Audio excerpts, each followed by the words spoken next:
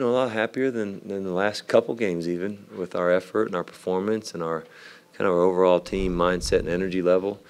Again, appreciate Kermit coming and playing us, and thought the atmosphere and the crowd was terrific.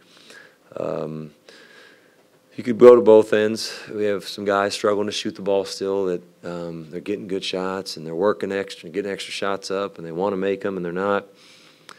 Defensively, clearly our percentages aren't very good, but I do think that we guarded better against a good team. So not happy we lost, not happy with our record, not happy to lose 3-0, but certainly much happier with my team than I have been even after the last two games. I think there was a stretch there, about a 6-minute stretch towards the end of the game where you guys didn't get a bucket. Did you think you guys had decent shots there? I thought throughout the entire game we got good looks. Again, I'll go back and watch the film. I mean, whether it was the first half when they went on the run, I thought we only really took like one or two panic shots, I like to call them. We had a couple possessions where it got late in the shot clock, maybe didn't great shot, but you tell them, didn't we get good looks? It seemed like it, right? I mean, the whole game. And we're a team that we got to make some threes. And we made 10. That's a lot. I know that.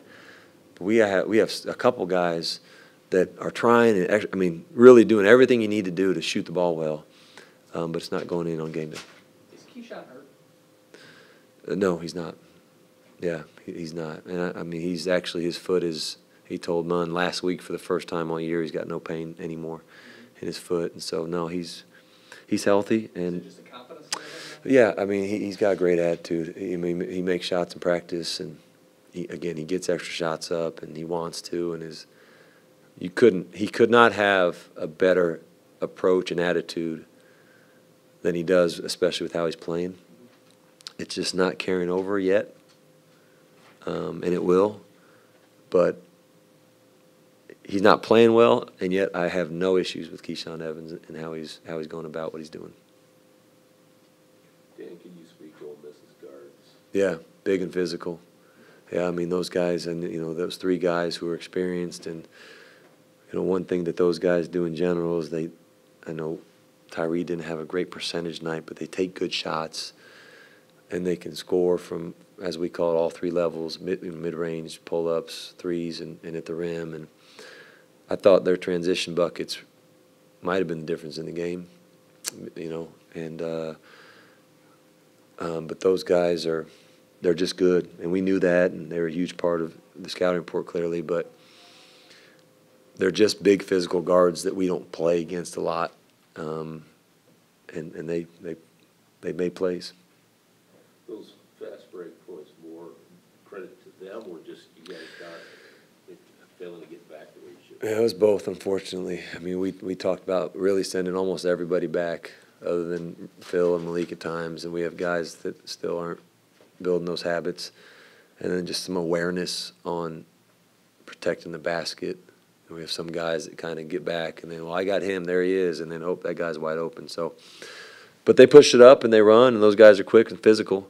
So certainly I think it's a combination of both. I don't think any of those transition buckets were after turnovers. They're all after missed shots, and that shouldn't happen.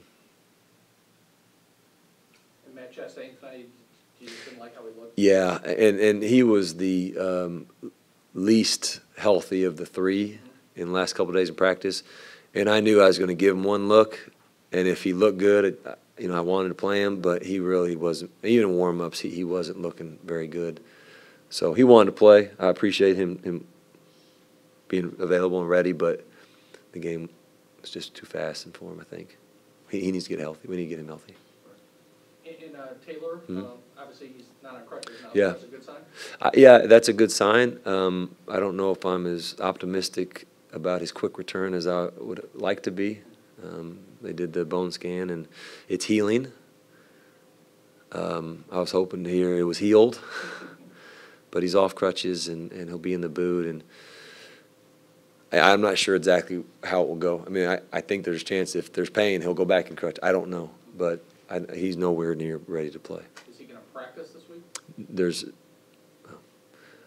From what I know, there's 0% chance he'll practice this week, from what I know. But I don't know everything. He's not going to practice this week? No. So obviously he wouldn't play next week. He would not play. He will. Next week is almost out of the realm anyway. again, from what I know, there's no chance he'll play Sunday. And maybe even after that. But it'd be nice to get him back once he's back. And like you said, too, the effort and everything is, Yeah. that showed more on the defensive end, didn't it? You know, it did, and our percentages are so bad. You look at it, it's like, whoa, what the heck? You know, we forced some turnovers, and they made some tough shots, and they're good. I mean, quite frankly, those big old monsters in there, you can play good defense, they're going to make some shots. And those, you know, those guys went, those two big guys, you know, they're 9 for 13. I mean, that's a big part of it. And then the transition buckets. Our half-court defense, without a doubt, was much better. Again, I think they made 5 layups in transition, and those two big guys hurt us. Either way, we got to get better defensively, but it was much better than it had been, I think, even the last 2 games, not just UIC. Thank you, guys. Thanks.